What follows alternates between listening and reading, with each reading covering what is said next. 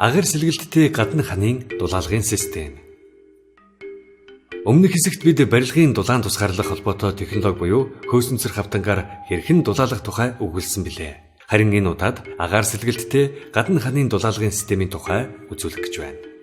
Хоньны ноосн дулаалгаар жишээ болгож уцслаг төрлийн дулаалгын материал угсрах технологиг танилцуулъя. Эхлээд ер нь яагаад хоньны ноосн дулаалгыг сонгох хэрэгтэй талаар хэдэн шалтгааныг хэлье. Шалтгаан 1. Үүсмэл шин чанартай дулаалгын материал нь хүний эрүүл мэнд, байгаль орчинд үзүүлэх нөлөө нь хизээч байгалийн гаралтай материал шиг байдаггүй.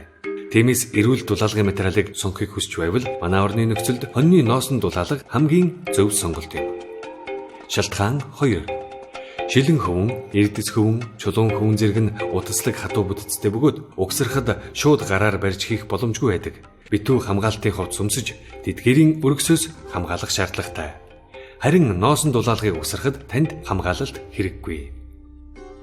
Шалтгаан 3. Ноосн дулаалга орчны тодорхой өөрчлөлтөнд үндсэн шин чанараа хамгаалах амьд бүтэцтэй байдаг. Хэд өндөр болон нам температурт түүний хайрцлаг бүтэц нь өөрчлөгдөж байдаг. Тодорхой хэмжээнд чигийг шингээж ялгаруулан балансаа барьж байдаг. Шалтгаан 4. Үндэсний үйлдвэрлэлээ дэмжүүл үр дүн эргээд өөртөө нь ямар нэгэн байдлаар ирдэг. Түүхий эдээс эхлээд бүхэл зүйл эх орондоо бэлтгэгдэж, үйлдвэрлэгддэг.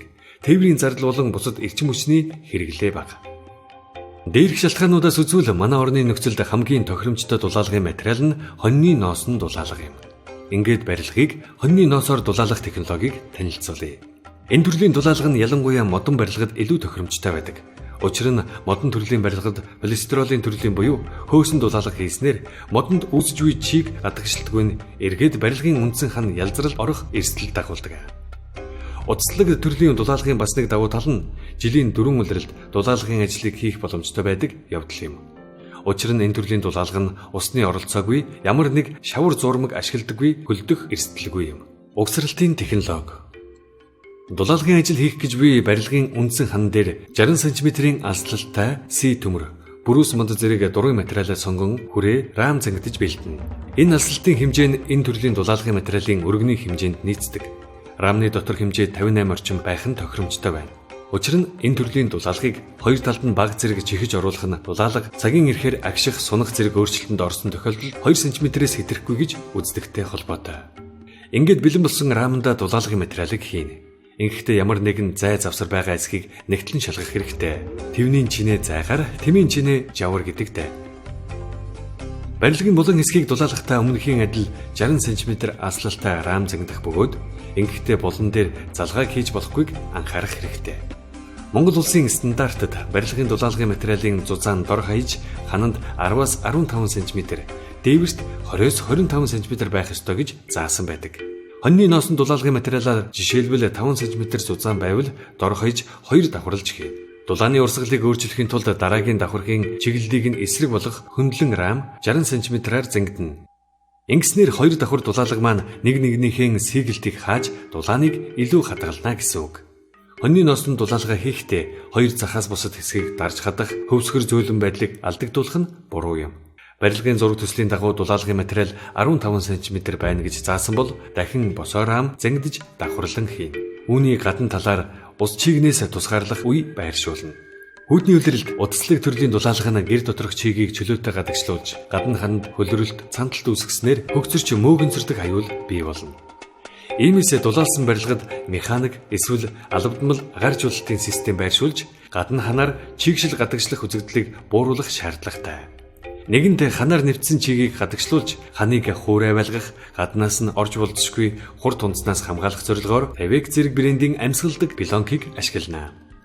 Энэхүү цаасан пилонкийг бэлэн болсон дулаалгын гадархуг бүрхтээ аливуулах, зай завсар үүсэхгүй, цоорч гэмтгэхээс сэргийлэх хэрэгтэй. Жижиг зай цоорхоо гаднаас ус нэвтрэх их үүсвэр болдог юм. Ингээд дараагийн хэсгийг бүрхтээ энд харагдаж буй улаан зураасаар зөрүүлэн зориултын тууцаарна. Амьсгалдаг пилонко хийхдээ бичигтэй тал буюу агаар гадагшлуулдаг талаа барилгынхаа гадагш нь харуулan угсрахгүй бол алдаатай угсрал болохыг анхаарна. Агаар сэлгэлттэй гадна ханын дулаалгын системийн сүүлчийн давхарх нь агаар сэлгэлттэй гадна фасад юм. Гадна фасадын материал зах зээлд төрөл бүрээрээ элбэг байх болсон. Фасадыг хийхдээ дулаалгын материалаас 3-аас 5 см-ийн зайтай агаар сэлгэлт чөлөөтэй хийгдэхээр угсарсан байх ёстой. Ингэхдээ урдын адил 3-аас 5 см-ийн зузаантай рам зангидж түүндээ фасадны материалаа бэхлэнэ. Энд бид цементийн гоёлын фасадны хавтангаар өнгөлж буйг харж байна.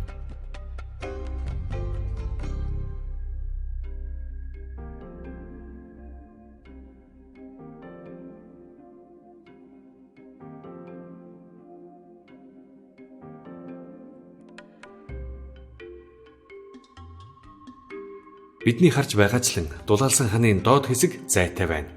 Учир нь доороос агаар орж, дээд хэсэгт мөн адил үлдээсэн зайгаар гарахтаа ханнаас нэвчин гарч ирэх чигийг гадагшлуулж, дулаалга болон үндсэн ханыг байнга ураа байлгадаг юм. Хүчлтийн дулаалга.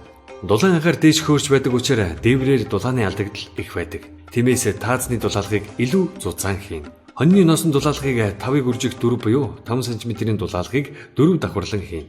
Ингэхдээ дулаалгын доод хэсэгт уур тусгаарлагч үе, дээд хэсэгт нь ус чиг тусгаарлагч үе гэсэн давхар 50-ыг буюу амьсгалдаг пилонг дэвсэн. Ингэснээр доороос ялгарч буй чиг болон адрын хөндөд үүсч буй чигийг дулаалгын материалд нэвтрэхээс хамгаалж байна. Хэрвээ чигний хамгаалалтын пилонг дэвсгүй бол дулаалгын материал чиг авч хүндэрч тааз нурах хүртэл эрсдэл гарч болох юм аа.